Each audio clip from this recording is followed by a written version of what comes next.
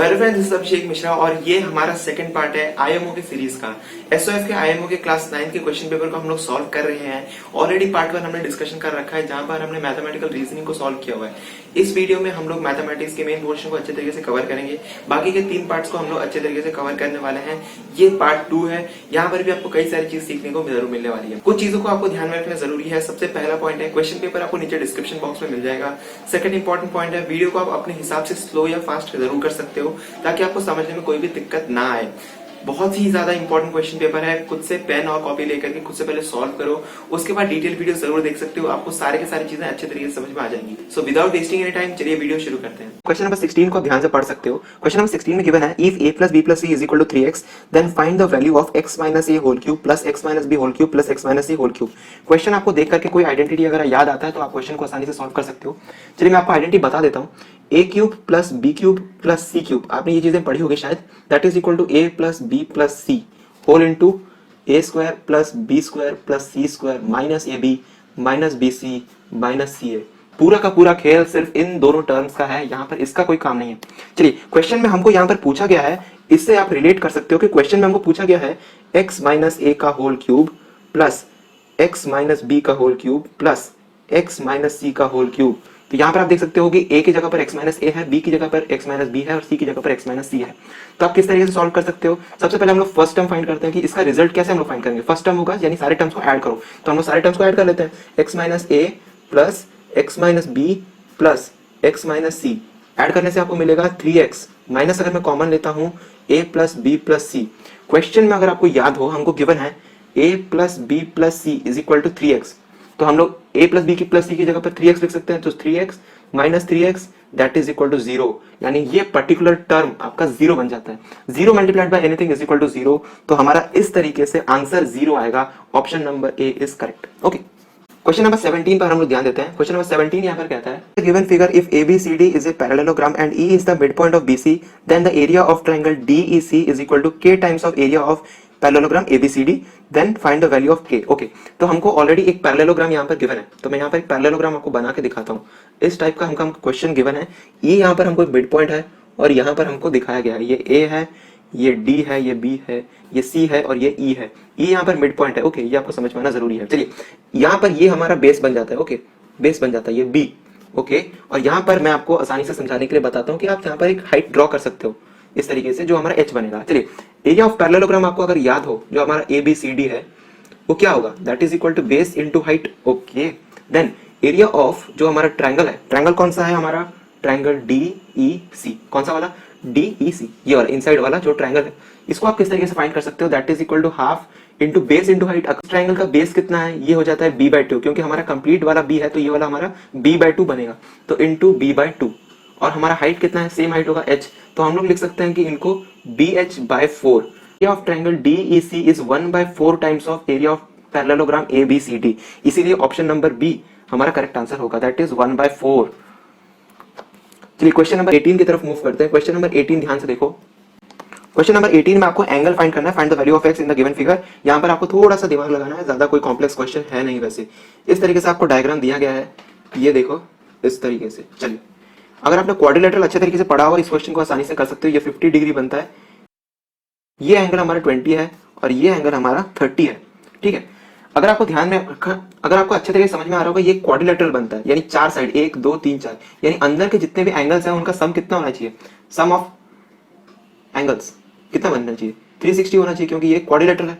तो हमारा already questions में गिवन है, यानी ये एंगल जो है, बाहर वाला एंगल आपका x पूछा गया है, जो क्वेश्चन में है वो x है, वो पूछा गया है, आपको बाहर का एंगल निकालना है। लेकिन मैं पूछ रहा हूँ अंदर का एंगल कितना बनता है, तो वो हमारा कितना होगा, किस तरीके से हम लोग निकाल सकते हैं, तो हम लोग करेंगे 360 डिग्री माइनस बाकी सबका सम कर सकते हैं, that is equal to 50 plus 20 plus 30। तो ये कितना बनेगा, 360 माइनस 100 डिग्री। इसी तरीके से रखो, ज्यादा निकालने की जरूरत नहीं है। अब बाहर वाला एंगल किस तरीके से निकाल सकते हैं, क्योंकि ये कंप्लीट एंगल है, तो x का वैल्यू कितना होगा, 360 डिग्री माइनस दिस। अगर इसका वैल्यू 360 माइनस 100 है तो इसका एंगल कितना होगा, तो हमारा x का जो वैल्यू आता है वो होता है 100 डिग्री। ज्यादा कॉम्प्लेक्स शायद आपको लगा नहीं होगा। इसको सॉल्व करने के कई सारे तरीके हैं, आप किसी भी तरीके से सॉल्व कर सकते हो, इसीलिए आंसर हमारा ऑप्शन नंबर बी बनता है। ओके, क्वेश्चन नंबर 19 की तरफ हम लोग मूव करते हैं। क्वेश्चन नंबर 19 में हमको गिवन है Construction of a triangle LMN in which LM is equal to 8 cm, angle L is equal to 45 is possible when MN plus LN is okay। यहाँ पर हमको एक ट्रायंगल बनाना है। इस तरीके से मैं एज्यूम करता हूँ एक ट्रायंगल हमको बनाना है। ये L है और ये M है, जो कि ये 8 सेंटीमीटर हमको क्वेश्चन में गिवन है। ये एंगल 45 डिग्री बना रहा है और ये N बना दिया हमने, ठीक है। तो ये इस तरीके से N बना, ये 45 बना। हमको पूछा गया है MN प्लस LN, इन दोनों साइड के सम क्या हो सकता है, आपको पूछा गया है, ठीक है। आपको अगर याद होगा, एक प्रॉपर्टी होता है ट्रायंगल का, sum of two sides is always greater than third side, यानी इन दोनों साइड का सम 8 से ज्यादा होना जरूरी है। ऑप्शंस में देखो, ओनली ऑप्शन नंबर सी, यानी ऑप्शन नंबर सी 9 सेंटीमीटर जो गिवन है वही सिर्फ 8 से ज्यादा है, इसीलिए आंसर हमारा 19 का सी बनता है। ओके, क्वेश्चन नंबर 20 की तरफ मूव करते हैं। क्वेश्चन नंबर 20 में गिवन है, if the sum of the interior angle of a polygon is 2 times the sum of its exterior angles then the number of sides of the polygon। ये formula based, ये question completely formula based है। मैं आपको formula बता देता हूं। यहां पर सम ऑफ इंटीरियर एंगल्स जो बनता है,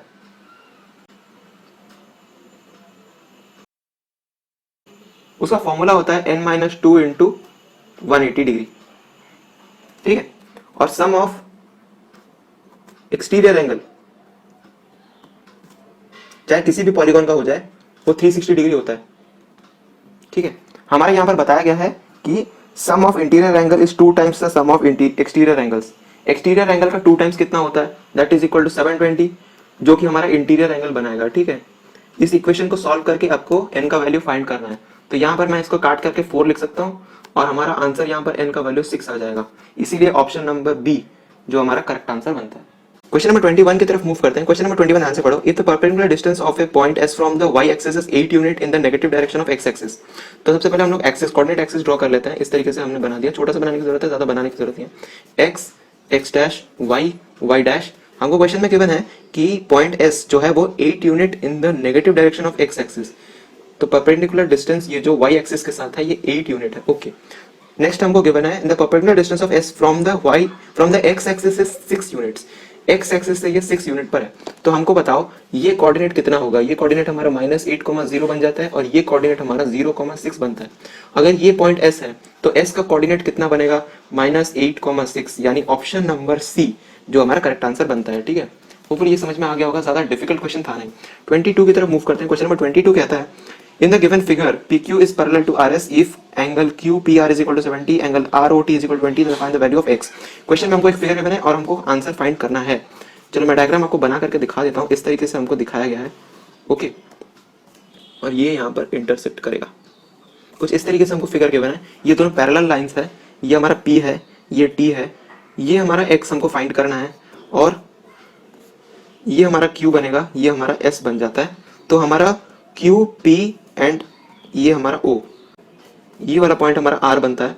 तो क्वेश्चन में हमको गिवन है एंगल QPR, ये वाला जो एंगल है वो 70 डिग्री बनता है और एंगल ROT ये जो एंगल है वो हमारा 20 डिग्री बना है। अच्छा, एक चीज आप अच्छे तरीके से बता सकते हो कि अगर ये दोनों पैरेलल लाइंस है और ये 70 है तो हम लोग आसानी से कह सकते हैं कि ये वाला जो एंगल होगा वो 70 होगा। अगर ये वाला एंगल 70 होगा तो using the external angle property sum of these two angles is equal to 70, यानी x plus 20 degree is equal to 70 degree होगा। आपको सारी प्रॉपर्टीज याद होना जरूरी है। तो x का वैल्यू हमारे यहाँ पर 50 डिग्री आता है, जो कि ऑप्शन नंबर सी हमारा करेक्ट आंसर बनाएगा, ओके। चलिए नेक्स्ट क्वेश्चन की तरफ मूव करते हैं। Question number 23, graph of the line equation 2y is equal to 4x minus 5 passes through the point. ये काफी कॉम्प्लेक्स क्वेश्चन है क्योंकि एक लीनियर इक्वेशन है, इनफाइनाइट नंबर ऑफ पॉइंट से पास करता है, ठीक है। बहुत सारे नंबर के ऊपर पास करेगा। 2 इक्वेशन होता है, आप सॉल्यूशन फाइंड कर सकते हो। तो यहाँ पर आपको हर एक ऑप्शन पुट करके देखना होगा। हम लोग ऑप्शन नंबर ए को पुट करके देखते हैं, जो कि है 3,7/2। तो आप x की जगह पर 3 पुट करके देखो तो हमको मिलेगा 4 into 3 minus 5 that is equal to 2y। तो इसको सॉल्व करने पर आपको मिलेगा 12 minus 5 that is equal to 7 is equal to 2y। तो आपको y का वैल्यू यहाँ पर देखने को मिलता है 7/2, जो कि y का वैल्यू गिवन है। इसीलिए option number A correct answer हमारा बनाता है। बाकी का ऑप्शन आप चेक कर सकते हो, सेटिस्फाई नहीं करेगा, ओके। नेक्स्ट क्वेश्चन की तरफ मूव करते हैं। Question number 24। Question number 24 given है in the given figure if angle P is less than angle L, okay. Next angle M is less than angle N, ठीक है। हमको फाइंड करना है relationship between LN and PM। भैया ये क्या LM लगा रखा है, देखो यहाँ पर हम लोग एक फिगर बनाते हैं। इस तरीके से एक फिगर हमको गिवन है, कुछ इस तरीके से, ओके। इन दोनों के डायगोनल्स को हमने ज्वाइंट कर दिया और इस तरीके से हमारा फिगर बना, ओके। तो ये P है, ये L है, ये M है और ये N है ये O बनाता है, ये सारे एंगल्स हमको यहाँ पर गिवन है। एक बात आपको ध्यान से समझने की जरूरत है, कंडीशन मैंने ऊपर लिख रखा है, तो हमको इन दोनों के बीच में क्या रिलेशनशिप है हमको एस्टैब्लिश करना है। ये दो लाइन है यानी एल एन पी एम के बीच में एस्टैब्लिश करना है। एक चीज आपको ध्यान से समझने की जरूरत है, एंगल पी अगर लेस देन एंगल एल होगा तो यहाँ पर आप क्या कंडीशन बना सकते हो, एंगल पी और एंगल एल बड़ा कौन सा है, एंगल एल अगर बड़ा है तो पीओ बड़ा हो जाएगा, ठीक है ना। तो O L is less than O P. Similarly second condition कहता है angle M is less than angle N, सारे एन और लेस देन सेम दिख रहा है यहाँ पे, ओके कोई बात नहीं। एंगल एम के सामने कौन सा है, O N is less than O M, ठीक है। हम लोग यहाँ पर ऐड कर देते हैं O L plus O N जो कि लेस देन हो जाएगा O P plus O M.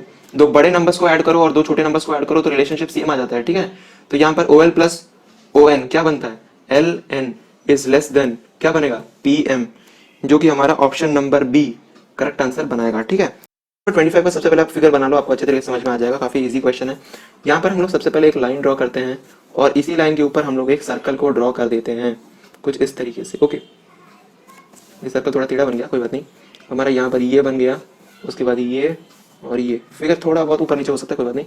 ये एक्स है, ये हमारा एंगल 80 बनाएगा और ये 70 और ये वाई। आपके यहाँ पर एक्स और वाई का वैल्यू पूछा गया है। आपको एक प्रॉपर्टी अगर याद हो, sum of opposites angle of a cyclic quadrilateral is equal to 180 degree, यानी ये एंगल प्लस ये वाला एंगल इज इक्वल टू 180, ये वाला एंगल प्लस ये वाला angle is equal to 180 degree. इसीलिए अपोजिट ये वाला angle 70 is equal to x हो जाएगा और y का वैल्यू यहाँ पर 80 हो जाएगा। अगर आपको चीजें समझ में नहीं आ रही है, एक बार फिर से रिवाइज कर लो, आपको बहुत अच्छे तरीके से समझ में आ जाएंगे। साइक्लिक क्वाड्रिलेटरल के प्रॉपर्टीज हैं, ऑप्शन नंबर ए हमारा यहाँ पर करेक्ट आंसर बनता है। क्वेश्चन नंबर 26 की तरफ मूव करते हैं। क्वेश्चन नंबर 26 में गिवन है from the following data shown the number of families and number of children they have. तो यहाँ पर कितने नंबर ऑफ फैमिलीज, कितने नंबर ऑफ चिल्ड्रन, ये सारी चीजें गिवन है। What is the probability that the family chosen at a random has at least 2 children. At least 2 children यानी आपको यहाँ पर प्रोबेबिलिटी फाइंड करनी है 2, 3, 4, 5 इतने बच्चे होने जरूरी हैं। तो 2 में कितना है आपको ऐड करना है, सबसे पहले 2 में कितना है 15, 15 प्लस 3 में कितना है 3, 4 में 6 में 10। और यहाँ पर अगर आपको टोटल ऐड करो तो आपको यहाँ पर देखने को मिलेगा 3 plus 6 plus 10 plus 12 plus 7 plus 15। यहाँ पर आप क्वेश्चन को सॉल्व करो, आपको मिलेगा 34/53, ठीक है। ऑप्शन नंबर सी हमारा यहाँ पर करेक्ट आंसर बनता है। इस तरीके से आप क्वेश्चन सॉल्व कर सकते हो, ज्यादा डिफिकल्ट क्वेश्चन वैसे था नहीं, ओके। क्वेश्चन नंबर 27 में हमको यहाँ पर गिवन है What is the value must be subtracted from the polynomial? एक polynomial given है so that the resultant polynomial is divisible by this. Okay. हमको एक polynomial से कुछ नंबर, कुछ फॉर्मूलाज, कुछ एक्सप्रेशन डिवाइड माइनस करना है, सब्ट्रैक्ट करना है ताकि एक्जैक्टली डिविजिबल हो जाए। सब्ट्रैक्शन का मतलब क्या होता है, यानी एक्स्ट्रा चीज उसमें अवेलेबल है, यानी आपको सिर्फ और सिर्फ रिमाइंडर फाइंड करना है और रिमाइंडर वहां पे सब्ट्रैक्ट कर देना है। काफी सिंपल है, आपको सिर्फ और सिर्फ डिवाइड यहाँ पर करना है, ओके। हम लोग यहाँ पर डिवीजन करते हैं 4y⁴ plus 12y⁴ plus 6y² plus 50y plus 26। इसको आपको डिवाइड किसके साथ करना है, y² प्लस 4y प्लस 2। किस तरीके से कर सकते हैं, 4y² हमने डाला तो 4y² मल्टीप्लाई करो 16y³ प्लस 8y²। यहाँ पर साइन चेंज हो जाएगा, माइनस करो इन दोनों में से, इन दोनों को ऐड कर दो, ऐड करने से आपको यहाँ पर मिलेगा -4y³ और इनको माइनस करने से आपको मिलेगा -2y²। इसको अगर हम लोग नीचे ले आते हैं तो हमको मिलेगा प्लस 50y। नेक्स्ट हम लोग डालेंगे यहाँ पर -4y, तो यहाँ पर -4y³ आ जाएगा, -4 में मल्टीप्लाई करने पर -16y² और यहाँ पर -8y। साइन चेंज करने पर ये प्लस, ये प्लस, ये प्लस और ये हमारा क्या बनता है, और यहाँ से देख सकते हो सॉल्व करने पर ये 0 बन जाएगा। ये प्लस करने पर आपको यहाँ पर 14y² और यहाँ पर आपको मिलेगा प्लस 58y प्लस 26। मैंने यहाँ पर ऊपर से नीचे ले आया। यहाँ पर नेक्स्ट हमारा आता है plus 14y² plus 14 into 4 that is equal to 56y plus 14 2 28। अब यहाँ पर माइनस माइनस और माइनस, तो हमारा यहाँ पर आता है 2y और यहाँ पर हमारा आएगा -2। ये एक ऐसा टर्म है जिसको आपको सब्ट्रैक्ट करना जरूरी है क्योंकि ये आपका रिमाइंडर बनाता है, इसीलिए option number C is the correct answer. चलिए क्वेश्चन नंबर 28 की तरफ हम लोग मूव करते हैं। क्वेश्चन नंबर 28 में हमको यहाँ पर एक गिवन है। यहाँ पर सबसे पहले तो आपके एक रेक्टेंगल गिवन है, और इसी को डायगोनल को बनाते हुए यहाँ पर आपको एक ट्रायंगल बनाना है। कुछ इस तरीके से ये ट्रायंगल बनेगा और ये ट्रायंगल एक इक्विलैटरल ट्रायंगल बनाया गया है। 25 सेंटीमीटर किस तरीके से इक्विलैटरल मैं आपको समझा दूंगा। ये भी 25 है, ये 24 है और ये 7 है। अगर ये एक 90 डिग्री बना रहा है, ठीक है, ये भी 90 डिग्री है, तो यहाँ पर ये वाला आपका हाइपोटेनियस बनेगा। हाइपोटेनियस में आप रूल लगा सकते हो कि 24 square plus 7 square is equal to this. तो 24 स्क्वायर प्लस 7 स्क्वायर आपका 625 बनाएगा, जिसका रूट ओवर अगर आप करते हो, इसका रूट ओवर कंप्लीट, तो यार दैट इज इक्वल टू 25। तो ये 25 आपका आ गया, ये 25, ये 25, यानी ये एक इक्विलैटरल ट्रायंगल है। ओके, क्वेश्चन में हमको पूछा गया कि find the area, find the ratio of the area of triangle ABC and area of rectangle BPCQ. Okay, आपको रेक्टेंगल का एरिया और ट्रायंगल के एरिया का रेशियो फाइंड करने के लिए आपको पूछा गया है। ओके, सबसे पहले हम लोग ऊपर area of the triangle find करते हैं। ट्रायंगल ए बी सी का एरिया आपको फाइंड करना है, that is equal to √3/4 square. Equilateral triangle का फॉर्मूला होता है, आप पुट करो यहाँ पर √3/4 और 25 का स्क्वायर 625। आपको वैसे ही रखना है, ज्यादा कुछ करने की जरूरत नहीं है। नेक्स्ट आता है आपका area of rectangle, that is equal to ABCD। यहाँ पर मैं आपको फिर से बता देता हूँ कि ABCD क्या क्या है, आपको समझने में आसानी हो जाएगी। ये ABC है, ये Q है, ये P है। ओके, आपको यहाँ पर रेक्टेंगल निकालना है, सॉरी माई मिस्टेक, यहाँ पर आपको एरिया ऑफ रेक्टेंगल निकालना है जो कि है BPCQ। तो यहाँ पर एरिया आप किस तरीके से निकाल सकते हो, 24 × 7। अगर आप इन दोनों का रेशियो निकालो तो ऑप्शन नंबर सी आपका करेक्ट आंसर बनेगा। ठीक है, आपको सिर्फ और सिर्फ इन दोनों का रेशियो फाइंड करना है, this term and this term, इन दोनों का अगर आप रेशियो फाइंड करते हो तो ऑप्शन नंबर सी आपका करेक्ट आंसर बनेगा। ओके, क्वेश्चन नंबर 29 पे हम लोग मूव करते हैं। क्वेश्चन नंबर 29 में गिवन है, in a cylinder if the radius of the base is half and the height is twice then the curve surface area will be dash the curve surface area of the original cylinder. Okay, तो curve surface area of cylinder कितना होता है, 2πRH। ठीक है, उसने कहा है कि R हमारा 2R हो गया और H जो है हमारा, हमको यहाँ पर H डैश लिख देते हैं, आपको समझ में आसानी हो जाएगी। जो नया वाला है उसका R डैश और H डैश है, और जो रेडियस जो है वो R/2 हो गया और हाइट जो है हमारा 2H हो गया। तो चलिए आप बताइए कि नए वाले का CSA कितना होगा। नए वाले का CSA कितना हो जाएगा, 2πR dash H dash that is equal to 2π। R dash की जगह पर आप R/2 लिख सकते हो, H डैश की जगह पर 2H लिख सकते हो, तो 2πRH यानी सेम, पूरा का पूरा सेम। इसीलिए ऑप्शन नंबर सी हमारा यहाँ पर करेक्ट आंसर बनता है। चलिए नेक्स्ट क्वेश्चन को मूव करते हैं। क्वेश्चन नंबर 30, ध्यान से देखिए, क्वेश्चन को सॉल्व करना है, हमको सिंप्लीफाई करना है। यहाँ पर गिवन है a⁻3 b⁻−2 c⁻−4 divided by a⁸ b⁻3 c⁻−9। Question में हमको अलग अलग √5 दिया हुआ है, क्या मैं इसको एक कर सकता हूँ? बिल्कुल कर सकता हूँ। चलिए इसको हम लोग आगे सॉल्व करते हैं। जो बेस में होता है वो माइनस हो जाता है, इसीलिए हम लोग आगे कर सकते हैं। a⁻3 - 8 b⁻−2 - 3 c⁻−4 माइनस का minus that is equal to +9, और यहाँ पर हमारा 5 आ जाएगा। सिंप्लीफाई करो तो a⁻−5 b⁻−5 c⁻5 पावर में हमारा, यहाँ पावर में हमारा रूट में हमारा 5 आ जाएगा। इसीलिए हमारा लिख सकते हैं हम लोग, यहाँ पर जो 5 है वो कैंसिल हो जाएगा। हम लोग लिख सकते हैं c⁻5 divided by a⁵ b⁵ इस तरीके से आप लिख सकते हो। माइनस वाला बेस में आ सकता है, यहाँ पर आप वैसे ही 5 रखो, सॉल्व करने पर आपको c/ab, यानी आप क्लियरली देख सकते हो ऑप्शन नंबर बी हमारा करेक्ट है। सेकंड, अच्छा एक बार हम लोग सेकंड बिट को भी अच्छे तरीके से देख लेते हैं। सेकंड बिट का क्वेश्चन गिवन है 125 टू द पावर 1/4 ब्रैकेट में है 8 टू द पावर 1/3 प्लस 27 to the power 1/3 whole to the power 1/4। अब यहाँ पर आपको एक छोटा सा ये समझ में आना जरूरी है कि किस तरीके से ब्रैकेट खोलना है। फर्स्ट ब्रैकेट हम लोग उसी तरीके से रखते हैं 125 टू द पावर 1/4। सेकंड यहाँ पर 1/3 जो है उसको हम लोग क्यूब रूट कह सकते हैं, 8 का क्यूब रूट 2, 27 का 3, वापस से 1/4। अब इन दोनों को हम लोग अब इन 1/4 को हम लोग कॉमन ले सकते, अब दोनों में 1/4 है पावर में, तो हम लोग मल्टीप्लाई कर सकते हैं simply. 125 multiply by 2 + 3 = 5 whole to the power 1/4 that is equal to 625 whole to the power 1/4 that is equal to 5। Question number 31 की तरफ मूव करते हैं।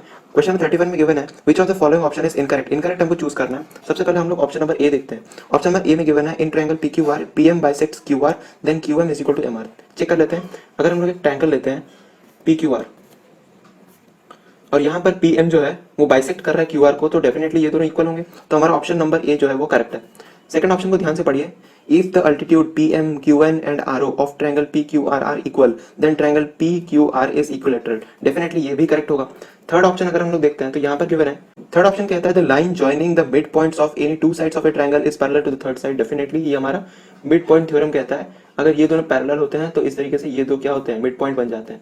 ये होपफुली आपने समझ रखा होगा, सारे के सारे थ्योरम्स काफी ज्यादा इंपॉर्टेंट है, इसीलिए इस क्वेश्चन का आंसर हमारा ऑप्शन नंबर डी यानी नन ऑफ दिस होगा, इनमें से कोई भी इनकरेक्ट नहीं है। क्वेश्चन नंबर 32 की तरफ हम लोग मूव करते हैं। क्वेश्चन नंबर 32 में हमको यूक्लिड्स पोस्टुलेट पूछा गया है।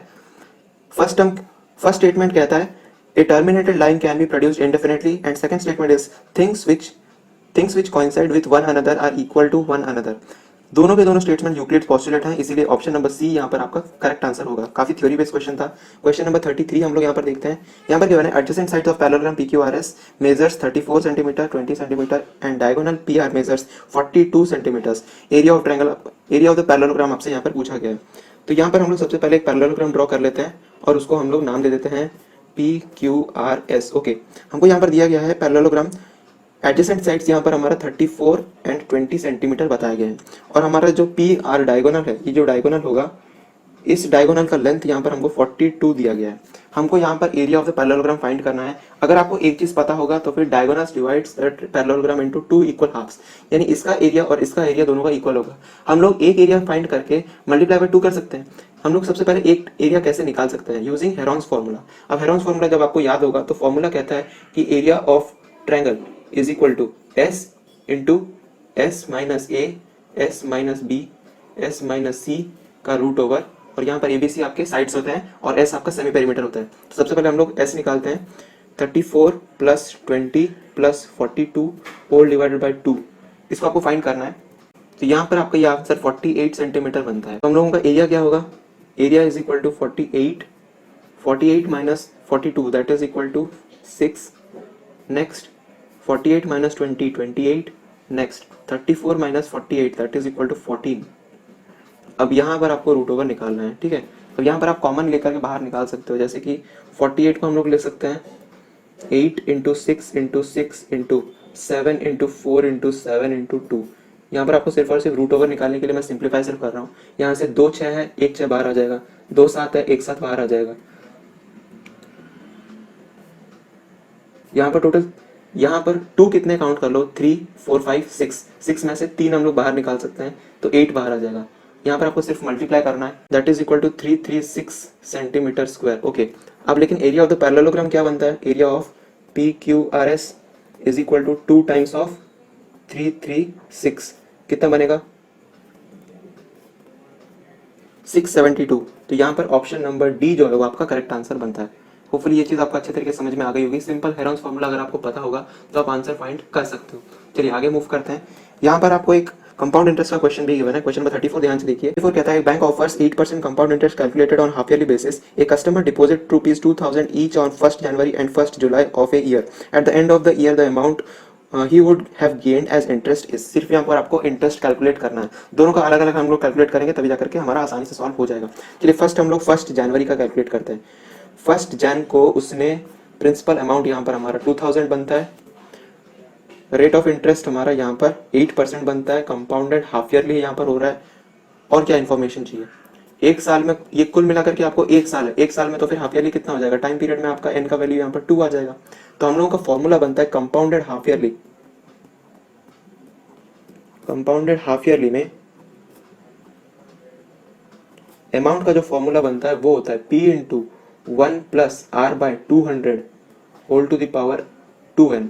2n यानी नंबर ऑफ ईयर्स। ऑलरेडी मैंने यहाँ पर 2 कर दिया है लेकिन नंबर ऑफ ईयर्स आपका यहाँ पर 1 ही है, ठीक है। तो यहाँ पर मल्टीप्लाई करने पर ऑटोमेटिकली 2 हो जाएगा। तो अमाउंट हमारे यहाँ पर हम लोग कैलकुलेट करते हैं 2000 1 प्लस R यहाँ पर 8 बाय 200, हम लोग इसको 4 बाय 100 लिख सकते हैं। ओके 4 बाय 100 हमने लिख लिया, होल टू द पावर 2, ठीक है। यहाँ पर आपको सिर्फ और सिर्फ सिंप्लीफाई करना है। ओके तो कैलकुलेट कर लेते हैं 2000 into 104 into 104 divided by 100 divided by 100। इसको अगर हम कैलकुलेट करें तो हमको मिलेगा 2163.2। काफी आसानी से आप कैलकुलेट कर सकते हो, इतना रुपीस आपका अमाउंट बनता है। आपको सिर्फ और सिर्फ इंटरेस्ट कैलकुलेट करना होगा तो इंटरेस्ट कितना बनेगा 2163.2 minus 2000 that will be equal to 163.2 rupees. Okay हम लोग सेकंड कैलकुलेट करते हैं जो हमारा 1 जुलाई को डिपॉजिट हुआ था। ओके तो यहाँ पर हमारा प्रिंसिपल अमाउंट सेम होगा 2000, r इज इक्वल टू 8%, और पीरियड यहाँ पर जो होता है वो हमारा आधा साल का होता है, इज इक्वल टू 1/2 हो जाएगा। तो यहाँ पर हमारा डायरेक्ट हम लोग अमाउंट कैलकुलेट करते हैं, 2001 plus 4/100 whole to the power 1 that is equal to 2000 into 104 divide by 100। यहाँ पर कैलकुलेट करने पर आपको 2080 मिल जाएगा, 2080 रुपीज़। और काफ़ी आसानी से देख सकते हो इंटरेस्ट यहाँ पर आपका 80 रुपीज़ का बन रहा है। यहाँ पर हमको दोनों, ये एक इंटरेस्ट है, ये एक इंटरेस्ट है, दोनों को ऐड कर लेना है। तो 163.2 प्लस 80 243.20 रुपीज़। तो यहाँ पर हमारा जो ऑप्शन नंबर डी है वो करेक्ट आंसर बनता है। चलिए क्वेश्चन नंबर 35 को हम लोग देखते हैं। यहाँ पर आपको गिवन डायग्राम है और आपको यहाँ पर if ABCD is a rectangle then find, दो हमको कोऑर्डिनेट फाइंड करना है, डी निकालना है और एबीसीडी का हमको एरिया भी कैलकुलेट करना है। सबसे पहले हम लोग डी का कोऑर्डिनेट फाइंड करते हैं, काफी सिंपल है। सबसे पहले एक्स कोऑर्डिनेट देखो, ए यहाँ पर -4 है तो डी का कोऑर्डिनेट भी यहाँ पर हमारा -4 में आएगा। और यहाँ पर आप सी का कोऑर्डिनेट देख सकते हो, सी कितना डिस्टेंस पर है, सी यहाँ पर हमारा 7 पर है तो डेफिनेटली यहाँ पर हमारा 7 बनेगा। तो डी का जो कोऑर्डिनेट है वो -4 और 7 बन रहा है। यहाँ पर आप काफी आसानी से ऑप्शन देखकर के बता सकते हो कि आंसर हमारा यहाँ पर डी बनेगा, लेकिन हम लोग फिर से कैलकुलेट करके देखेंगे कि हमारा यहाँ पर सेकंड बिट का आंसर कितना आ रहा है, यानी एरिया कितना निकल रहा है। एरिया यहाँ पर आपको पूछा गया है। फर्स्ट ऑफ ऑल हम लोग एरिया देख लेते हैं। Area is equal to length into breadth. Length की अगर हम बात करें, लेंथ कितना यहाँ पर आपको देखने को मिल रहा है, एक जगह पर है 7 और -3, इनका डिस्टेंस कितना होगा 10, और दूसरी जगह पर है -4 और 3, यहाँ पर 7 दैट इज इक्वल टू 70। तो एरिया यहाँ पर आपका 70 और डी का कोऑर्डिनेट हमने बता दिया, इसीलिए हमारा ऑप्शन नंबर डी यहाँ पर करेक्ट आंसर बनता है। ठीक है, होपफुली ये वीडियो आपको अच्छे तरीके से समझ में आ गया होगा। इस तरीके से हमने दो पार्ट्स में इन वीडियोस को अच्छे तरीके से डिस्कस कर दिया। आने वाली वीडियोस में हम लोग एवरीडे मैथमेटिक्स और अलजेब्रा सेक्शन को भी अच्छे तरीके से कवर करेंगे, जहाँ पर आपको सारी चीज समझ में आ जाएंगी। अगर ये वीडियो पसंद आया हो तो अपने दोस्तों के साथ जरूर से शेयर कर देना, लाइक कर देना और चैनल को सब्सक्राइब जरूर कर देना, ताकि आपको अच्छे तरीके से आने वाली वीडियोस की नोटिफिकेशन मिल जाए। तो तब तक चलते हैं, बाय।